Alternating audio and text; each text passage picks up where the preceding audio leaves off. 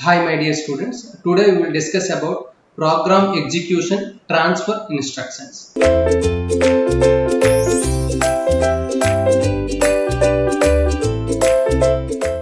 last class what we discussed, bit manipulation instructions, rotate left, rotate right, shift left, shift right, right, and end, R, not, XR, all these instructions in the last class I explained.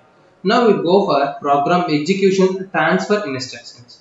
In this, the first one is call, C-A-L-L. So syntax is C-A-L-L, call, call, destination. So this instruction is used to call a subroutine or a function or procedure. To call some subroutine in the program, if you write in a subroutine, then in order to call that we use this instruction. Call a subroutine, a function or procedure. Right? The address of next instruction after call is saved onto the stack. Remember, after the address of next instruction after call. Suppose I am writing right like this, call, like that I am writing some instruction. Then the address of this instruction the address 0010. This will be saved into the stack. Remember, this will be saved into the stack. Right? That is one. Now coming to the second one, RET, return. Right? It means simply you have to write RET. Syntax is also RET. It returns the control from procedure to calling program. Procedure to calling the program. Every call instruction should have written. Every call instruction should have written. When you are writing call, you should write RET. RET. Now, third one is jump. J, very important. This is JMPDES. This jump instruction. There are two types: conditional jump and unconditional jump. Conditional jump and unconditional. Same in the C program, if you write if else statement. In the same if else statement, if this is satisfies, then it goes to there. Otherwise, you go to execute from the next instruction. If you are writing the one program, right? There are the 3, 4, 5 lines, right? So here you are writing the jump instruction, jump, right? So this jump may be a conditional or unconditional jump. Jump here, HERE. Now you have to write HERE. Then after that, it goes to the here. It will, if it is satisfies, then the condition is satisfies, then it goes to the here. Otherwise, it goes to in the next statement. It goes to the next statement, right? Right. So what is the example? Jump. The example is the syntax is JMP destination. JMP destination. Jump instruction. This instruction is used for unconditional jump from one place to another. Unconditional jump from one place to another. Now conditional jump. Conditional jump means we can write some J destination. This is called conditional jump. So coming to the conditional jump, if you observe here, see conditional jump. See jump if above. That means carry flag, zero flag will be 0. Jump if above or equal, these are all what conditional, carry flag becomes 0. Jump if below, carry flag becomes 1. Jump if below or equal, that means carry flag and 0 flag should be 1. Jump if carry, that means carry flag will 1. Carry means if carry is 1, then it goes to the next that statement, that means JC, right? And next, jump if equal, that means 0 flag. Jump if not carry flag is 0, then it goes to that condition. Jump if not equal, 0 flag. Jump if not 0, 0 flag. Jump if parity is even, then carry flag 1, then it goes. Jump if parity is odd. So these are all. Jump if 0, 0 flag. These are all what? These are all what? These are all conditional. Unconditional means JMP. Unconditional means what? JMP. Right? This is about you. Please remember this table. This will help you in the entire 8086 programming. 8086 programming. Every time we will use these conditional jumps. Why? Because in the C program, if you see, without if else statement, then we will write the program. No, the condition. If the condition satisfies, then otherwise else go. Right? Like that, we will use these statements in assembly language 8086. Right? Now coming to the next step. Next instruction. The next instruction is loop, loop. The syntax is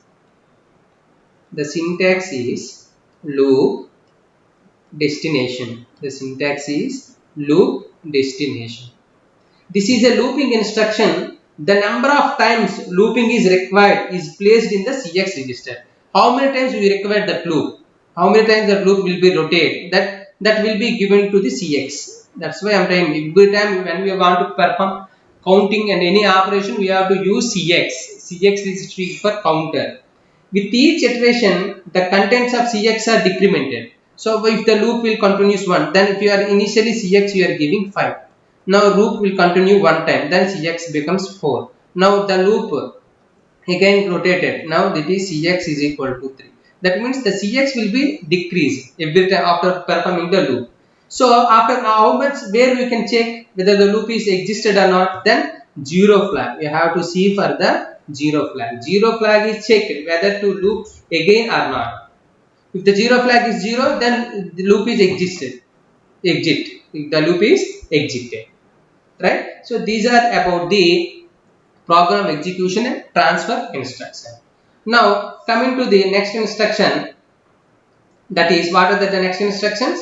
String instructions. Now we go for string instructions.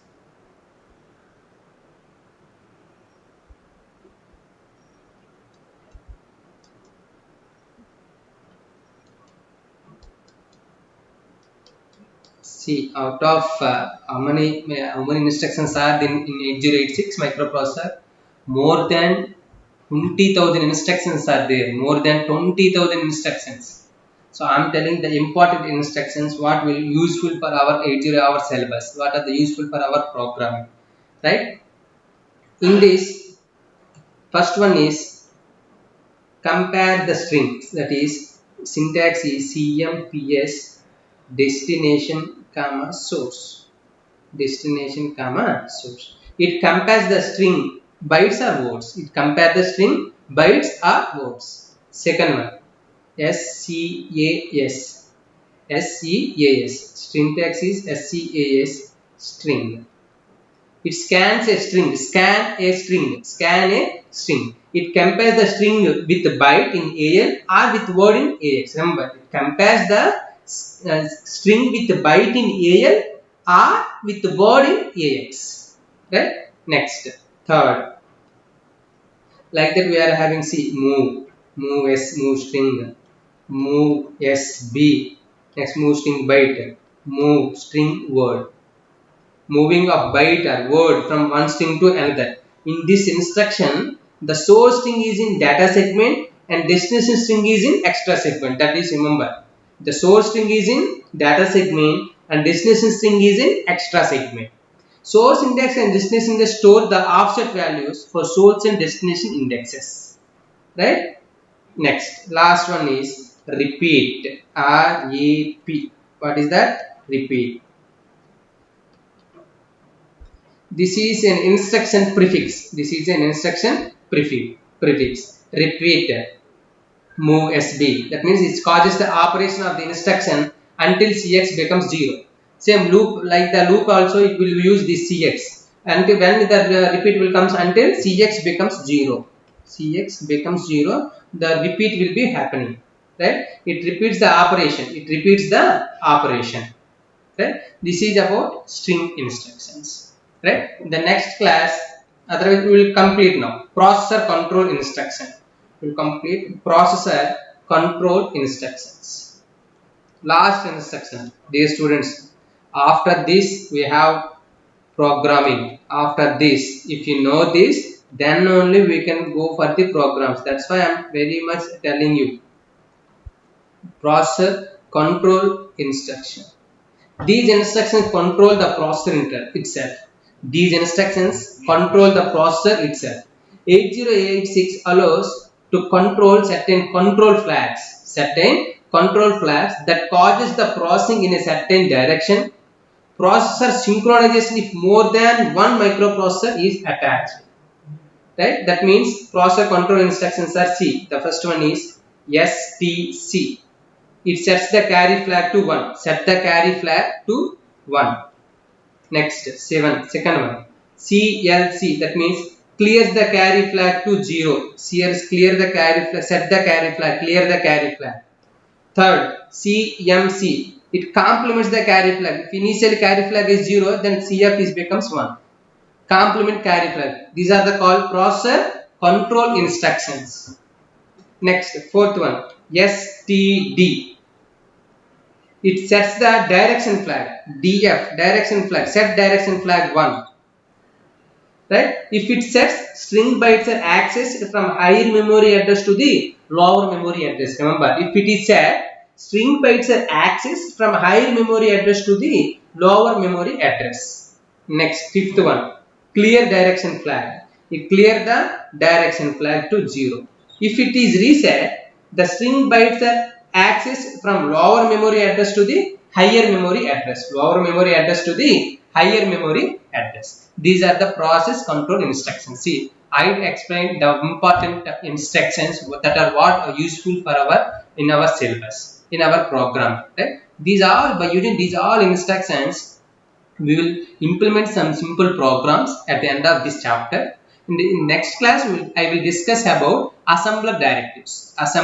These assembler directives are also helpful when we will write our programs. So until then, thank you, my dear students.